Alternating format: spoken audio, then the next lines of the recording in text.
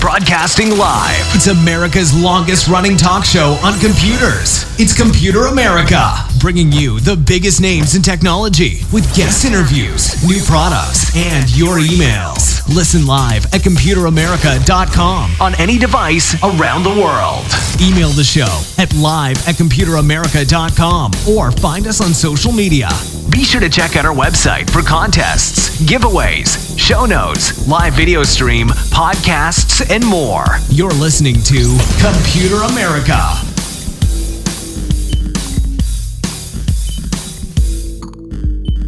Hello and welcome into the Computer America Show. We are the nation's longest running, nationally syndicated radio talk show on computers and technology. Thank you for joining us. I'm your host, Ben Crossman, and I hope all of you are having a fantastic day because, well, we have a fantastic show planned for you, where the entire show will be a conversation between myself and the one, the only Mr. Scott Schober, Berkeley Varitronics Systems, as well as Computer America's resident cybersecurity expert. Very happy to have him on, and we have a number of topics to discuss. So if you are at all interested in hearing about, well, cybersecurity seems like it should be something that only IT people worry about, but more and more, increasingly, it's unfortunately, kind of fallen to the consumer. And also, hey, you can pick up best tips, tricks, best practices to keep yourself safe, secure, and out of the headlines. So all that and more here on Computer America. Now, a couple of things before we get started, including computeramerica.com. That's where you'll find everything from today's show, including an archive of today's program, the live video feed, which you can also find over at twitch.tv/Computer America, and our social media contest, which is, of course, brought to you by Logitech. All that and more here on Computer America. Now, let's see. Anything else? I guess first, of course, welcome. Thank you for tuning into the show. Very happy that you could join us. And why don't we go ahead, just get started, because I am drawing a complete blank as to anything that I really need to announce. I think everything is just kind of copacetic. So, as I said before, today's guest, he is a regular here on the program, but if this is your first time hearing of him, then you are in for a treat, because he's an author. He's also a CEO and president of a security research firm, as well as they make a bunch of different products to keep people safe, and very, very interesting. Always a good time. So help me welcome onto the show once again, Mr. Scott Schober. So Scott, how you doing? Welcome back onto Computer America. Doing great. Great to be back there, Ben. How you doing? I'm doing well. Thank you for joining us again. And why don't you, before we kind of get into today's topics, kind of give people a rundown, a background on yourself, and kind of your start into cybersecurity. Sure, absolutely. Again, I'm the president and CEO of Berkeley Varitronics Systems. We're a 46-year-old privately held family business, and our background is focusing on unique niche solutions that are tied typically to wireless and radio frequency, and then a lot of offshoots of that are security tools that we've developed to keep people secure from cyber thieves, whether it be government institutions, whether it be prisons, whether it be educational facilities. And we offer complete turnkey solutions where people approach us with the problem, and then we will design a complete solution, and usually it's in the form of a product that we will deliver to them at the end that will solve that specific niche challenge that they're facing there. And we constantly are looking for ways to innovate and try to look at the latest threats that are out there and find solutions that can solve it simply and not be overly complex. And often it's in the form of a handheld tool that will allow you to maybe direction find on a target and hunt down something to stop the bad guys from stealing personal information or credit cards or banking information or intellectual property, whatever that case may be. And also do a fair amount of educating as well on the cybersecurity front, and authored a book called Hacked Again, which is a true story of how we became a target of the company and myself personally, and the mistakes that I've made, things that I've learned in the process to educate and keep people safe when they're going online and working with computers.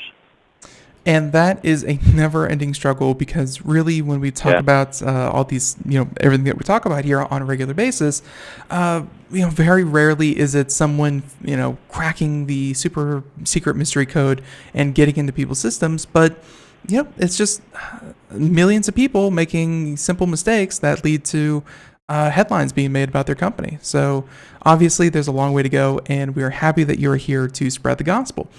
Now, I think, of course, with all the different topics and everyone in the show notes over at our website, you can see, of course, a link to Scott's website, as well as the topics that we'll be talking about today. Now, this first one, obviously, we talk a lot about Tesla here on the program because they're a sleek, sexy electric vehicle. And they're not afraid to put technology even where, I think in a lot of cases, it probably is not the best idea, but Tesla's a very technology, forward-thinking car company. Now, we didn't cover the story when it happened. It just, unfortunately, we had a bunch of other things to talk about. So I'm glad that you brought it up again, where researchers figured out how to hack a Tesla's locks in under 2 seconds. Now, before I even read the article, before we kind of skim it and get into this, obviously, there's a quick way to break into any car in 2 seconds, and it's called a brick. I think everyone knows that. Yes. But I don't think that this is what they're referring to. They're actually talking about, essentially, I think they spoof the electronic key fob or something like that. What caught your eye about this, and what happened to Tesla? Well, just to your point there, what caught my eye was Tesla. Anything about Tesla is, I think, kind of fascinating. The entire concept of a electric vehicle, I think, is fascinating, and we're starting to see it take shape. And I think it's a very unique company that does have to innovate when they're creating their own battery and the charging technology and the motors and a beautiful-looking car. I think many people are envious of it. The downside, I think, as you've also pointed out nicely, everything in there is electronic, and it's computers and wireless, so it becomes a target where people want to hack into them and also steal them if possible. I did an interview actually last Thursday about one individual that was capitalizing on this and actually stole a Tesla. And the part, I guess, that's so concerning to me, and what really stood out in this article and others that have been reporting on it, is normally to do a relay hack is usually what they're calling this, where you're almost in a sense a man in the middle. Mm-hmm. You're extending the range of where the key fob is to unlock the car. That equipment would sell for $30,000 to $40,000. Expensive. The average car thief is probably not going to have it unless they're chasing after highly exotic cars that are $200,000 plus. In this particular case, researchers initially exposed the vulnerabilities sometime last year, and then hackers are now starting to apply some of these. They're really using a radio, an off-the-shelf radio, a Raspberry Pi, which is just simply a mini computer that costs, $30, $40. Right. The total system cost for this hack is about $600. That's the part that's so alarming. So somebody that can buy consumer off-the-shelf parts with a little hacking and coding ability can simply build these black boxes to perform a man-in-the-middle attack, a relay hack, and that's really scary. So what they'll do is take one black box and come up to you if you have the key in your pocket or wherever the key is, get close enough proximity. They don't have to touch it, but just come close enough, and then somebody needs to stand with a little black box next to the car, and that's it. They hit the button, doors unlock, get in, hit the button, start the car, they drive away. That's the scary part, how easy it is to perform it. And you as the car owner would never know it unless you physically saw the car leave. So what can consumers do to protect themselves? Number one, Tesla immediately responded once this got exposed, and they put a patch out basically for the car. Just like we always talk about patching our mobile devices and our computers with the latest security patch. There's a security patch out there for Tesla owners that they need to make sure that they download it and update the internal firmware in the Tesla so they're not victims of this. And what it does is it adds another layer of security, which is so important in the world of cybersecurity, where, in a sense, it's like a multi-factor authentication. On the computer and the console there in the Tesla, you have to enter in a unique code that the driver has. That way, if somebody does a hack and gets into the car and unlocks it, they can't start it and take it to the next level and steal your car. So it provides some level of comfort, I guess, for the Tesla owners as long as they take those necessary steps. I recommend yet an additional step is consider taking your key fob and putting it into, in a sense, a Faraday cage, a little bag, and they sell tons of them on the internet.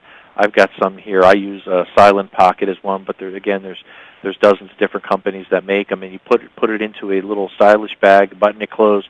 Now your key is basically protected, so it can't be compromised and used in a relay hack to steal your car. That's something that they were kind of pushing, and I don't really know anyone within my circle of friends or people that I know that actually did it, where they were selling like these special metal kind of clamshell wallets that were immune to I don't think it was RFID, but anyways, like the technology to scan the chips on debit cards and things like that. And it sounds like something similar. Obviously, exactly. asking people to change their wardrobe. That's, I don't want to say it's a big ask, but not a lot of people are going to be doing it. I'm glad that they patched it. The article that you linked to, they had a video of one of these attacks actually happening. The whole video is about maybe 2 minutes, and I gotta say, potentially the best, I guess, defense against this. I'm not saying that it's gonna work 100% of the time, and I don't own a Tesla, so I don't know if it's common to leave your Tesla alone. Of course, if you just leave it in a parking garage, that may be something else, but someone kind of came up behind the gentleman and held out a little of course, radio scanner and was scanning his pocket, and there was someone driving by on a bike, and was like, why isn't bike guy kind of alerting guy getting stolen from guy? And I guess it's just be vigilant. And you said that this was already patched, so most people should be protected from this, but I mean, just like cybersecurity in general, I would think just being aware would be a very good defense in a lot of cases like this. Yeah, you make a great point. Being aware of things and questioning things can thwart so many attacks. You always hear in the city, see something, say something, this and that. And why is that so powerful? Because people in numbers, or in a sense, crowd sharing information, be it on social media or what you see, can stop so many attacks, be it cyber, be it a physical attack, be it a car being stolen, whatever the case may be. So it's important for all of us to keep our eyes open. If you see something suspicious, report it to law enforcement. They know how to handle it immediately. Right. And of course, so, I mean, this was obviously all right, so one part of the story that is sticking out to me is, of course, the fact that this was brought to Tesla's attention a little while ago, and they just got around to fixing it about 2 months ago. What do you think that lag time is there? You obviously work with companies that that are having to deal with these problems. Was this something so fundamental to, I guess, how people unlock their cars that it wasn't an easy fix, or was it apathy? What do you think is the lag time between the reporting of the bug versus the fixing of the bug? It's a great question. A lot of times, unfortunately, companies, when they're told they have a product that's got a flaw, that's got a vulnerability, they're first in denial. They're saying, okay, we'll have to look into it, thank you. They don't want it to get to the media. They often don't focus on the vulnerability. They focus on damage control, and they're saying, okay, if the story gets out, this could happen. Who's going to patch it? Who's going to fix it? Now, how are we going to implement it? We're trying to pump out 50,000 cars a month. the last thing we want to do is to delay that production and that sure. flow, because that's our cash. So all of those things are going through their mind, which probably stretches the process out. Don't tell anyone until we know for sure. So I think that's why it took the better part of a year for them to finally properly address it. Fortunately for them, and unfortunately for them, there's not millions and millions of Teslas out there on the market that are affected. It's one particular model at this point, and it's something where they're putting more and more cars out there where potentially, if they didn't stop it, it could be catastrophic to the brand and cleaning it up. But fortunately, it's a high-tech car. It's an easy firmware upgrade. It only takes X number of minutes. It's worth doing and solving the problem. If it was Ford or something else, it would probably be handled very differently. Right, and we've seen some of the some of the issues that let's see. The last one I think was Ford with their F-150, and it was like the seat belts actually catching fire. Like I didn't even know there was something for the seat belt to actually catch fire. But and then we saw that they recalled something like a couple million trucks. Obviously, Tesla didn't have to do that, and I think what Tesla is doing, Ford and Chevy and all those other companies out there, they are established brands. They have, they're going to do what they're going to do. They can't turn on a dime like Tesla, but Tesla obviously packing technology into cars. That is where cars are going. There's no doubt about it. Cars are just going to get more technical. I'm sure that you remember the hacking of the Jeep. I believe they were driving down a highway. It was very highly controlled scenario, but they were able to take control. I think it was of a Jeep or Range Rover, one of those. And while someone, Jeep, right. So and we saw that. We see this. I guess cars and, this is, helpful for stealing. Again, the one with the Jeep was for actually hijacking and taking control. Security in cars. Do you think it's something that is obviously it's going to be something that we worry about into the future, but do you think that companies are really taking cybersecurity when it comes to vehicles, things that actually drive us around and could potentially kill us? Do you think they're taking a good enough look at this? Or, I mean, obviously a bug bounty program such as the one that Tesla employs goes a long way. But I also kind of feel like what they did here wasn't exactly all that complicated. It was scan the car, scan the key, combine the two in a little computer, and you're in. I mean, it's not that it's not that higher level of a hack. Do you think car companies in general, I'm not just picking on Tesla or Ford or Jeep, do you think they're taking enough cybersecurity into account as they pack more technology into cars? I think they are now. I can say they did not at all in the past. And you mentioned look where the Jeep hack was. I think that was back in 2016, no, it was a little before that. It was 2014, 2015 timeframe. Yeah, and in fact, it was one of the colleagues that I know, Charlie Miller, was one of the key researchers on that, who eventually went off to work at Uber and some other companies, all focusing on vehicle safety. The good news is that as people are finding these vulnerabilities, such as Charlie Miller and many other researchers, and exposing it, it's got the conversation started within car companies. Now they have divisions that are just handling cybersecurity. Because again, cars are connected, they've got wireless, they've got a ton of computers in there. They're prime targets to really hack and cause problems, or to take ransom if you want. And you can make a lot of money doing that if you're a hacker. So I think every car maker has rolled up their sleeves and said, we've got to secure this vehicle, especially as we add more telemetry and navigation and wireless communication and connect these cars, especially with the 5G coming, the fifth generation of technology. That's fundamental to the advances in the world of connected cars. So to your point, yeah, they're taking it seriously. They're spending the money. It's going to make a difference, but they can't slow down. When they hear about these different types of hacks and threats that are out there, they have to respond quickly to put the fire out. Otherwise, it's going to be spread throughout the hacking community, and then we as car consumers are going to be vulnerable. It is unfortunate. I mean, of course, someone in the chat room was like, "My next car is going to be carbureted," and I'm like, "No, you can't go backwards." Just like voting, just like election hacking and that kind of thing. They're like, "Well, computers can't be used for voting. We have to go back to a paper ballot system." And I'm like, "That's not going to be the solution going into the future. You just have to be, kind of more aware. Obviously, nothing's going to be 100% ever, but I feel like we could, kind of get somewhere that at least incentivizes people to report the bugs over utilizing it themselves. I think if Tesla is willing to pay, I think in this case they paid $10,000 as opposed to someone going out there and stealing a $100,000 Tesla. That is a good outcome for Tesla. Money well spent. Yeah, bug bounties work well. It makes sense. It exposes the vulnerability, and it also contains it within the company. And when you do a bug bounty, you find the problem, you report it, a researcher or hacker, whoever you are. It contains it, and it stops it there. You can't now take that and share that with the community at large to then go hack. And I think it's an important part, so it shuts it down. It does cost a little bit of money, but I think it's money well spent, especially when you've got a multi-billion-dollar company such as Tesla there on the line.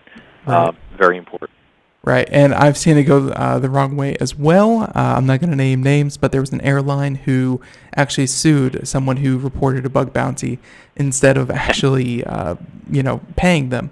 And that was catastrophic. But that aside, Tesla, I'm glad that they fixed it. Again, you said that they just pushed an over-the-air update. I believe Teslas connect to a lot of different Wi-Fis. So, yeah, I'm sure these things were patched fairly quickly. So, very, very cool. And, again, I guess part of the thing that made the headline there was just how quick it happens. I mean, it was the two authenticated each other within seconds. So this wasn't something that you had to sit there for 15 minutes, running some kind of continuous password detection, trial and error kind of thing. It was very, very quick, but very cool story. Glad that you brought it up. And we hadn't covered that one before. Now, this next one you have here. This is about police surveillance cameras, like it or not. And Scott, I'm not sure how much you followed the idea of a surveillance state kind of deal. I'm not talking tinfoil hat. I'm talking about what's perfectly plausible in today's day and age. I think the UK was just the UK government just admitted that they mass surveilled their own population, and that's against human rights set out by the UN or something like that. So governments are more and more are getting the idea that they can use cameras to surveil and monitor people of interest, or in some cases, everyone. So police surveillance, it's a thing. It's going to continue to be a thing until we, kind of get a legislative answer to this. But until then, we have situations such as this article you found from ZDNet, a great publication, and a woman pleads guilty to hacking police surveillance cameras. And you'd think that if anyone had the proper, the proper procedures in place to make sure that only law enforcement had access to law enforcement equipment, it would be, well, of course, law enforcement. What happened here? I mean, just random woman. I'm sure that she's not just a random woman. I'm sure she's a security. I'm hoping it's not someone who just went to go check their bank statement and accidentally hacked into the camera system. What was this? Who was she? And I mean, how'd this happen? Yeah, this is an interesting one, and kind of what stood out to me is immediately, this is a woman, and I think it's interesting. Most of the men that have been arrested for hacking, I don't remember the last time I read that in the headlines it was a woman. So this was kind of a standout to me. In this particular case, it was a Romanian woman that was caught, and she hacked the cameras for the Metropolitan Police Department. She hacked in a bunch of computers. She stole a ton of personal information, and then took malicious code, planted it on the computers. And again, what we always talk about, deployed some type of ransomware variant there, and they didn't really disclose in detail any of that, but they did confirm that it was a larger scheme and she was working with other people. And I guess she was demanding payment totaling over $60,000. So it was something that started out probably simple and innocent, so hey, I can really make some serious money on this. The part that's interesting, I guess, though, is you're going after kind of law enforcement here. That's really, really scary. It mentions in the article there that 179,616 other computers were also attacked, stealing emails, passwords, banking credentials. So if you start to look at the bigger picture, what seems like a simple hack to a camera and a couple computers, it's not that small, it's not that simple. And of course, she fled to the United Kingdom. You got DOJ and law enforcement on a manhunt to hunt her down, and they finally catch her. We don't know all the details on how she got caught and over what time period it is, but just the fact, I think, that it's a woman hacker, she's from Romania, they confirmed. It's pretty cool, and it's a high-tech cybercrime, and this is not going away. It's going to continue to happen. All different age groups, countries, different countries are involved, whether it's a man, whether it's a woman. It's staggering, but think about it. It's so attractive to make a lot of money, and they think that they're not going to get caught. And I think that's why so many are flocking to cyber crimes. I mean, there's generalization, and then there's, of course, what is happening in Eastern Europe, mainly Romania, and many of those other places that they don't exactly have, or I assume I'm not a perfect example of knowing all their imports, exports over in Eastern Europe, but I know that there are large criminal rings that operate there as far as cybersecurity goes, where we know about state-sponsored hacking through the likes of Russia and China and things like that. But then even beyond that, you have Romania and maybe a couple of the Slavias and Slavic countries. But it's something about the fact that you don't have to leave your country. You can make a lot of money in a place that doesn't really have high wages. And even, you said $60,000. If these two people, they said someone and their conspirator, if these two people got $60,000 mailed to them or electronically sent to them, that's a very, very good amount of money. $60,000, that's a decent amount of money for any one person here in the United States. But, for two people to hack the entire police force, my point is that Romania is known for their cyber criminals. It's a very low-risk proposition. They're in another country. They're usually away from law enforcement. They can hide very easily. There are many others who are willing to give them help. I know that many of the hackers in Romania, kind of are in some kind of relationship with another. Either they talk or what have you. Cybercrime as a career option for places that maybe don't have, high wages, or countries that aren't as, full of opportunity, like, let's say, America or places in Europe or things like that. Cybercrime as a career. Do you think that's a thing or do you think that's going to become more of a thing as more countries get more internet access and they see that, hey, $15,000 here or there is going to make me a completely different person in my country? Yeah, absolutely. And you made some great points there. Think about just Romania there. In fact, Romania is a hotbed of hackers. Why? It's because they don't pay people. If you're going to work at the local restaurant and you're going to make $30 a month busting your butt, and they're saying, geez, got to be a better way than this. Going to school may not be an option or may not be affordable. And then they suddenly say, geez, from the convenience of my home, all I need is a decent computer, high-speed internet access, and I'm in business. And I think part of the problem is, in a sense, I call this a victimless crime. You don't see your victim ever. It's different than walking into a bank with a gun and holding someone up. You see the victim behind the counter. You see them pull out a gun. You see law enforcement show up with a gun to arrest you. None of that goes through your mind. When you're a hacker, it's your screen. And you don't see a person behind it. You're seeing ones and zeros, bank accounts, credit card information. So you don't make a personal tie, and I think the level of guilt and association to a crime is not there. They just focus on the money, don't realize how bad it affects other people, and they can do very, very well. And on top of it, it's extremely hard to catch these people. They're targeting people on the other side of the world. Often they're targeting people in the U.S. So difficult to actually go get hunted down and arrested from, your basement in your easy chair while you're in your pajamas on the computer hacking somebody on the other side of the world.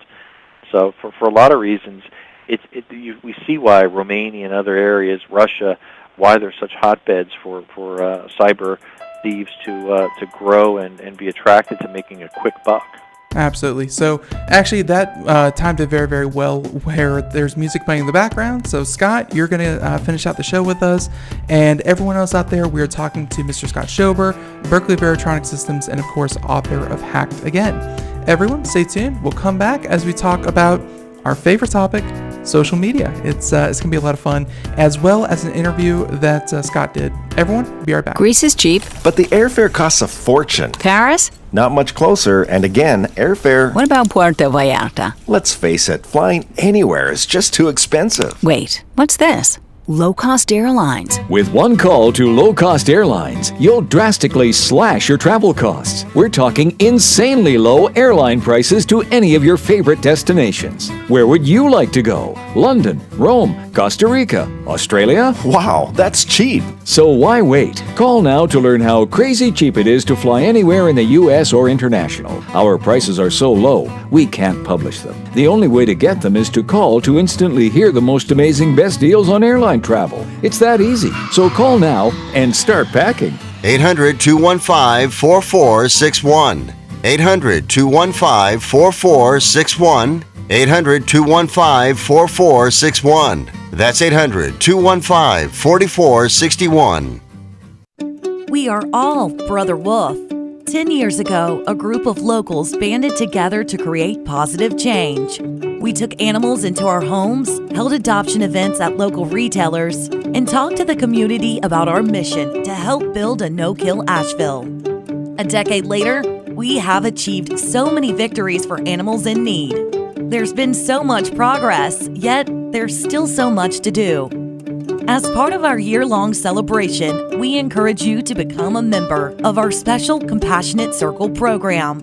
With a monthly donation of $10 or more, you will have behind-the-scenes access to the work we are doing at Brother Wolf. Our goal is to reach 1,000 members because we receive no government funding. Working together, we can help build and sustain no-kill communities. Learn more at compassionatecircle.bwar.org. We are a 501c3 tax-deductible organization.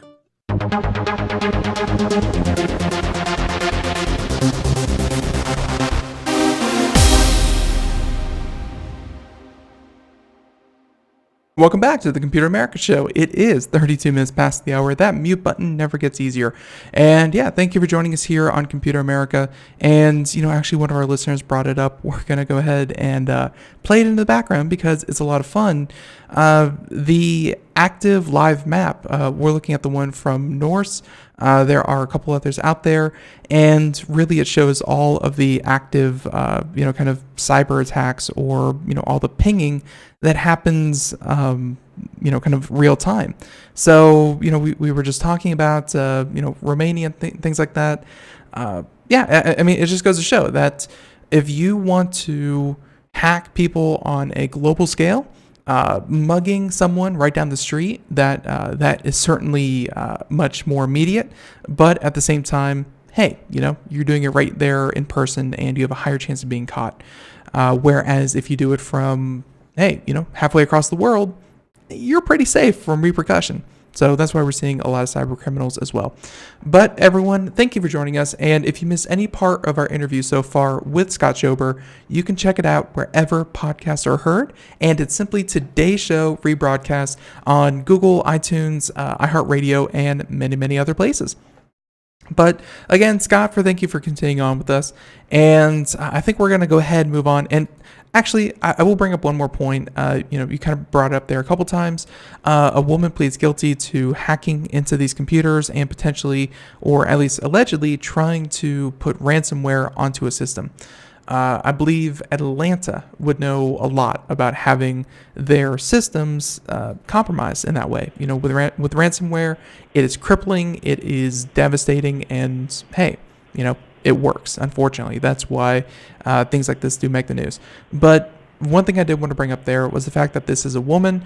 Not that, not so much that, hey, a woman, this is special, but just that if you're looking at demographics, it is unique to have a woman do this, and I don't want to say this is the perfect time to kind of toot our own horn and say, hey, we're getting the demographic shift that we wanted, because we don't want more criminals, either gender, but we want to, of course, shine a light that cyber crime, just like any kind of crime, knows no bounds. It's it's not a gender specific thing. It's not an education specific thing.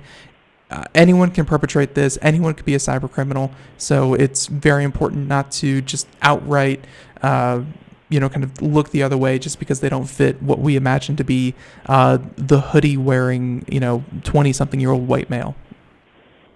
Yeah, that's a great point. And I think also in parallel to that, I would encourage those listeners that are women, if they want a career, not to be a hacker, but to really be an expert to fight against the hackers, to learn those critical science and math skills, learn about computers. There are so many cybersecurity jobs out there and so much need between the private sector, the government. It's unbelievable how much of a demand and need there is and how much money you can make. So if you're a woman, don't shy away from it. And in fact, I would encourage you to reach out if you're looking for a different career that's exciting. Fighting cyber crime is certainly one of those careers. You can put your cape on and make a difference at the end of the day in catching some of these bad guys. Absolutely. So, of course, very, very wise words there, but we're going to go ahead and, kind of switch off of this topic. Glad that they got caught, of course, this kind of cyber. Oh, actually, before we even do move off, because this was someone accessing, other servers and implanting, I would assume some kind of variant of WannaCry. That seems to be, kind of the go-to ransomware software that they're using nowadays. Did you hear the news a couple of weeks ago, I think, that I think the U.S. had sent out, I don't want to say subpoenas, but they sent out warrants for a North Korean hacker for actually being behind WannaCry and the hack into Sony.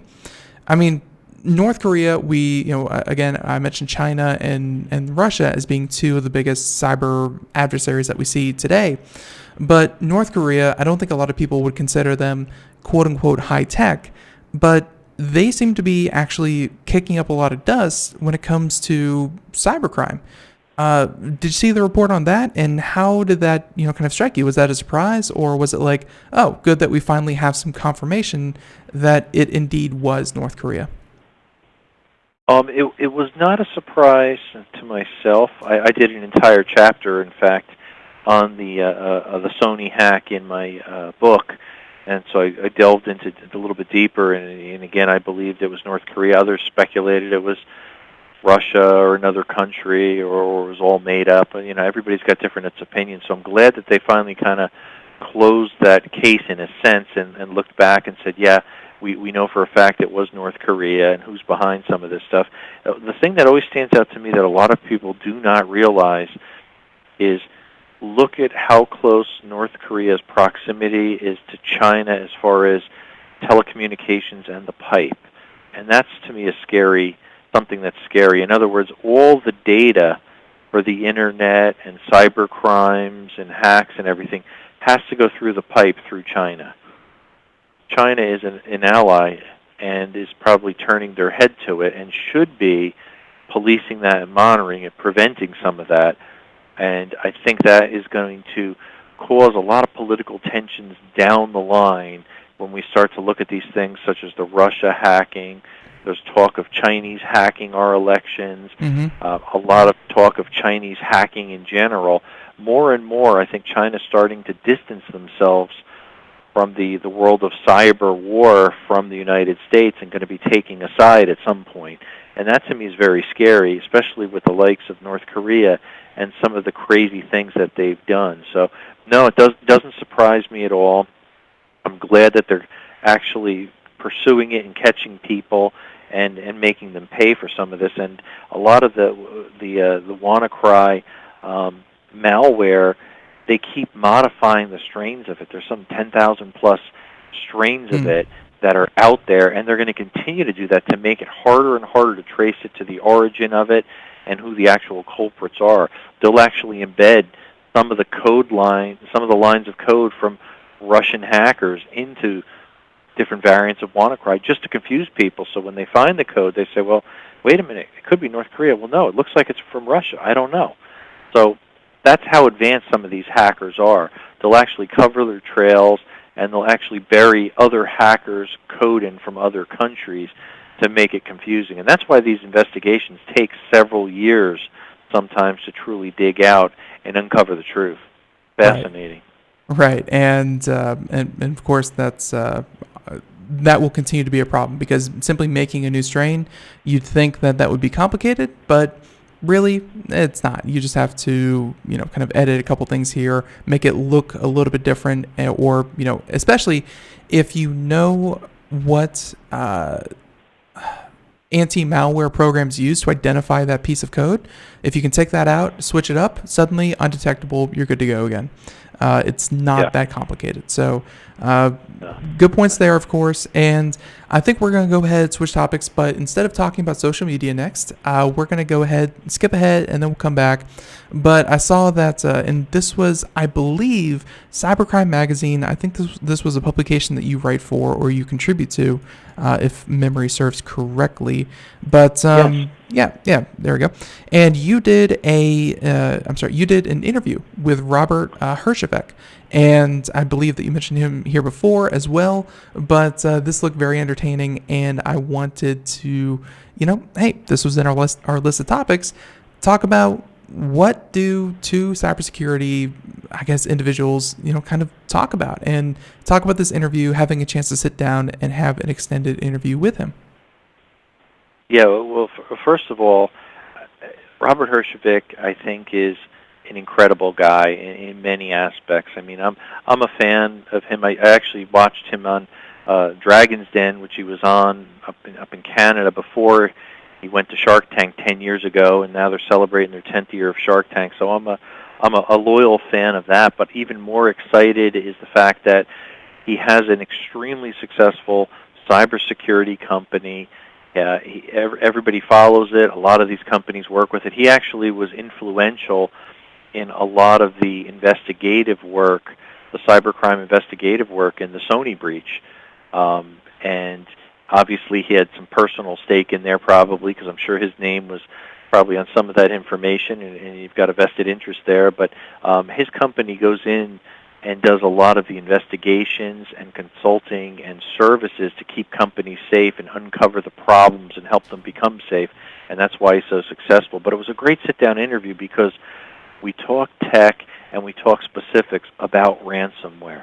We talked about the effect of IoT, and I got some feeling from him how IoT is changing, and he gave some great examples, and it's in the video about three-quarters of the way through there. He talks about, he had twins back in April this year, and he's got 5 IoT devices with IP addresses just in his baby's room alone.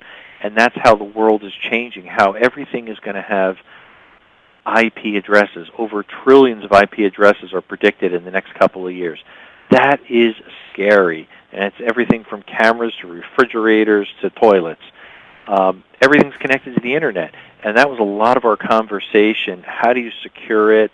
What are some best practices? Where's the future of cybersecurity going? And a lot of it's going to be the monitoring and smart monitoring of all of these interconnected devices to keep us safe from hackers that are going to be trying to exploit it. So it was exciting conversation. He's a really fun guy. I encourage people, if they're not familiar with him, just take a few minutes and watch the video. It's a little under 30 minutes, but he was very candid and off the cuff. He's just a brilliant cybersecurity expert and business owner, and he's certainly a great person to follow, to learn a lot of things. So I highly respect him. I learned a lot from him, and hopefully some of the viewers will appreciate some of his insights as again, a business leader, a cyber shark, I often call him, and just a great all-around guy to follow. Very, very cool, and awesome that you had a chance to sit down with him. I mean, and not to give away your trade secret, but I mean, how did you kind of set this up? Were you just interested in hearing his views on, of course, technology, society as we know it? I mean, how do you have some kind of past relationship with him? How were you able to kind of get a sit down with someone who I would assume would be very, very, very sought after for his opinion and views? Well, I wish I could say it's because we both raced Ferraris together, but he could only claim that. I know he's crashed a few Ferraris. We were chatting about that and talking, and he's got some great stories. I did meet him actually last year, and I guess his wife is from Dancing with the Stars or whatever. Last year, actually, he had an inaugural event up in Canada, and I went there and was able to interview his executives and his whole team and get to know them very well. And they're tied in very closely with Cybercrime Magazine, who also I'm tied in closely with there and work as their chief media commentator. So through that connection, Cybercrime Magazine has an excellent following. They put out a ton of statistics and reports all about cybercrime, and that's a great resource right there that I know the Hershovic Group uses, as well as myself, and all the top cybersecurity companies. So they were able to bring us all together here for this sit-down interview, and hopefully we look forward to some future ones as well with other cybersecurity influencers. Very, very nice. And hey, we're gonna have a link to the to the full interview there.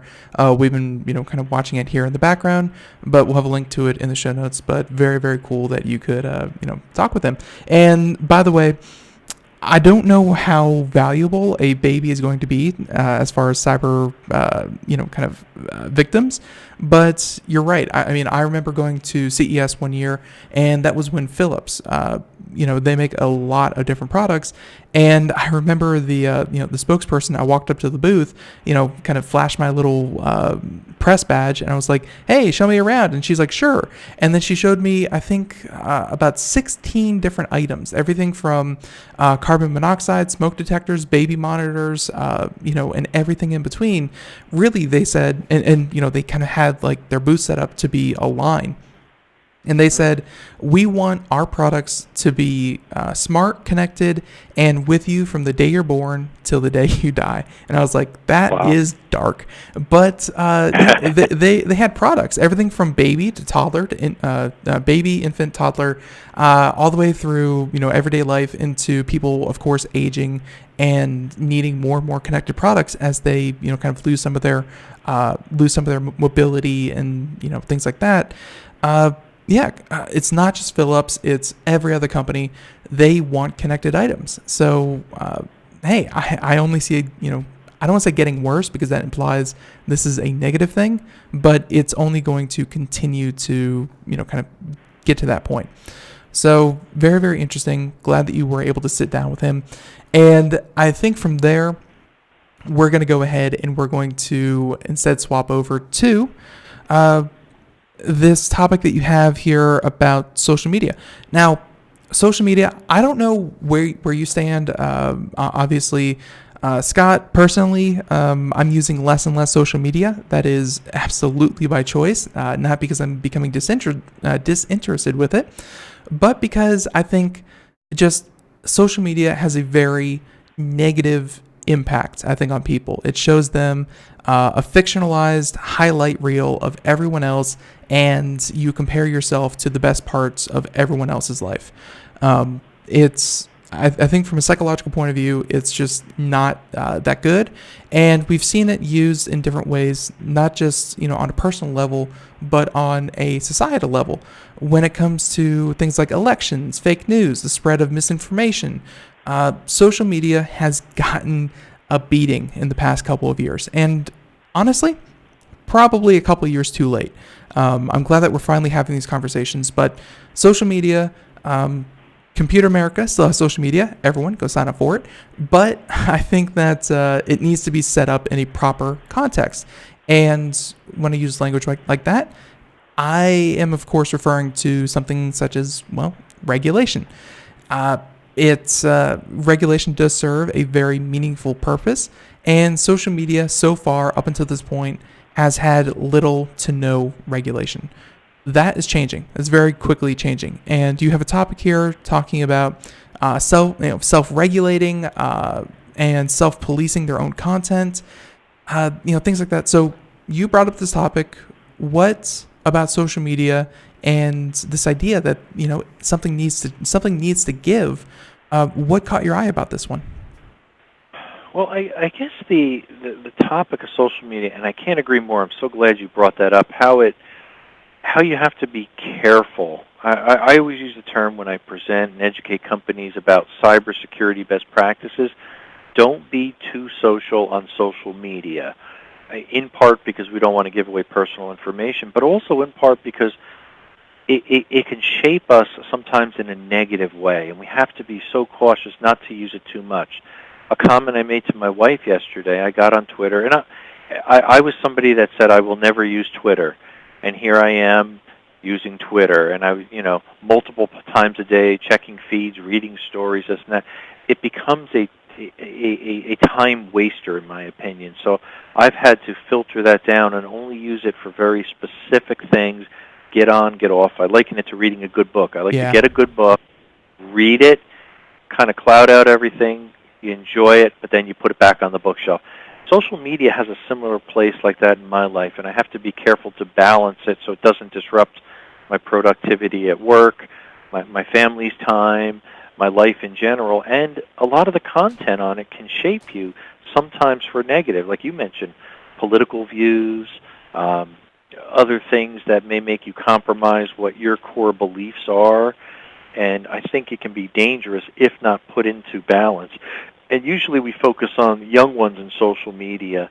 They're actually sometimes pretty good at it. I think adults have to be sometimes more careful because they get caught up in it.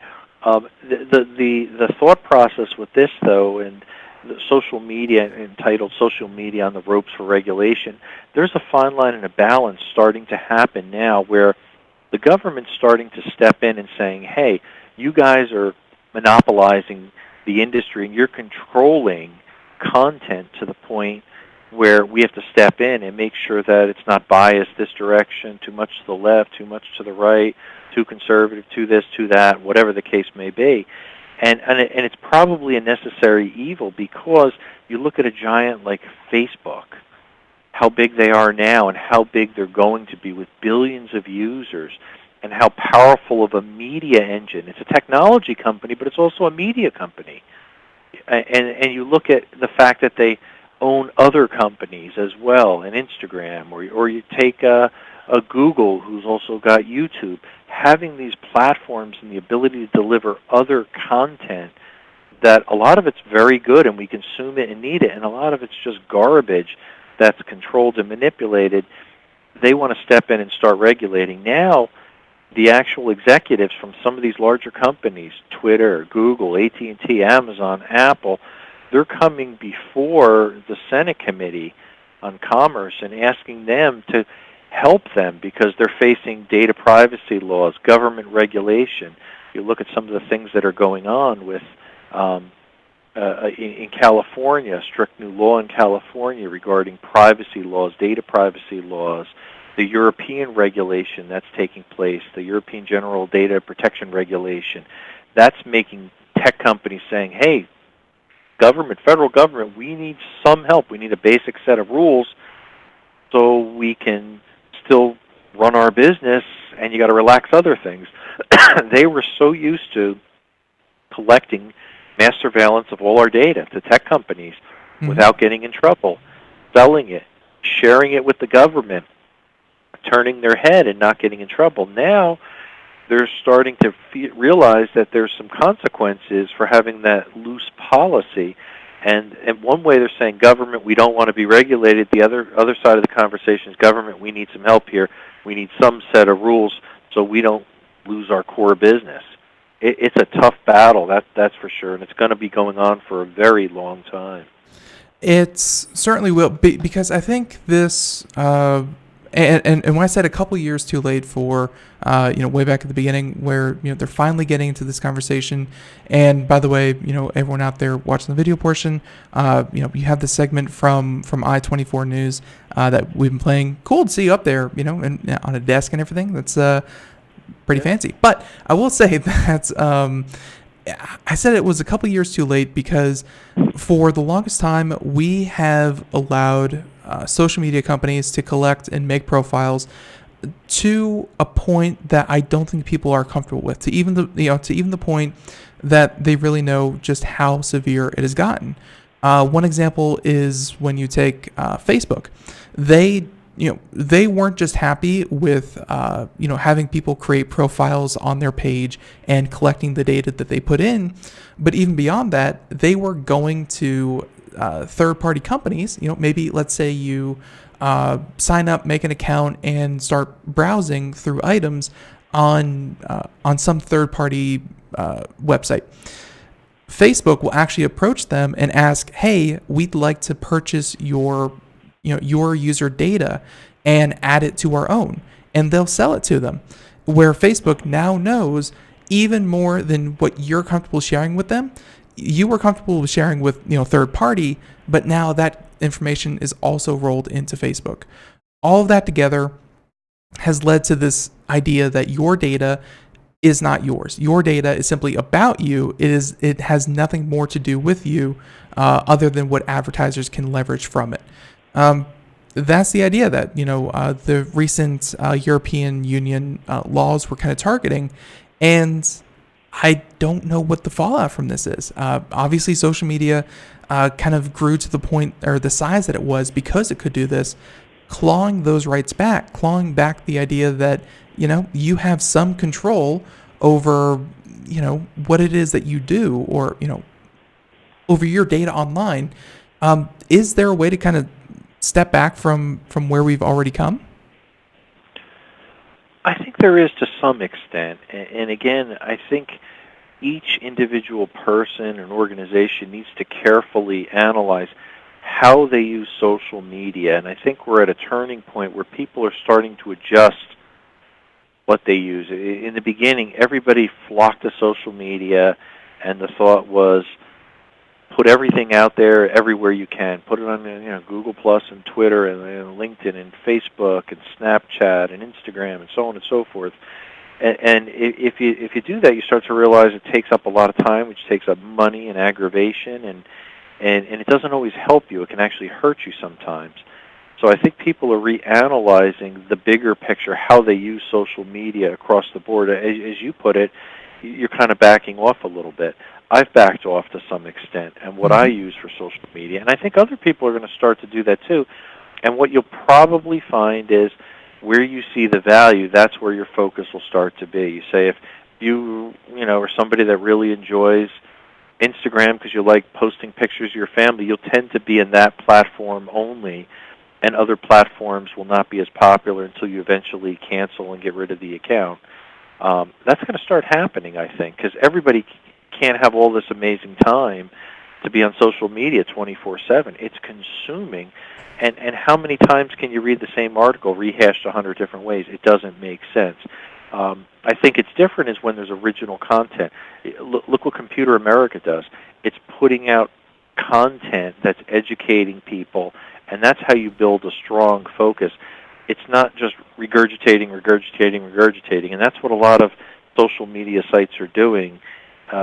It doesn't give you a good perspective on things to make a good, valid decision. So I think we all have to back up from the picture and analyze, how do I use social media and how do I use it more focused so it's doing good things and not just a time waster. It's so far the only thing I took from that was more Computer America is good for you. That's about it. But That's true. Yes. I will say that social media does have that issue where you are more likely to share things that you already agree with, and that has led to its own set of problems. But hey, by listening to Computer America and having Scott on and a lot of our regulars, we hope to, we are edutainment. We try to educate and entertain you at the same time. And Scott, you have done exactly that for the past hour. There is music playing in the background, means that we are just about done. Scott, if people want to find out more about you, about Berkeley Varitronics, about the book that you wrote, Hacked Again, where can they go? Well, they can certainly, my company, V as in boy, V as in Victor, and then systems.com. They could go to scottschober.com to find out more about some of the stuff I do in the world of cybersecurity, some of the education, some of the tips, and certainly more about my book, Hacked Again, or on Amazon as well. And encourage everybody to stay safe. Stay safe indeed. And everyone, again, links at computeramerica.com. Scott, until next month, thank you so much. And everyone else out there, hey, I hope you enjoyed Computer America today. Be sure to tune in tomorrow, our All Linux program with Marcel Gagne, where we discuss everything Linux. It's going to be a lot of fun. So, Scott, everyone out there, IRN, and everyone else in between, thank you, and catch you here tomorrow. Bye, everyone.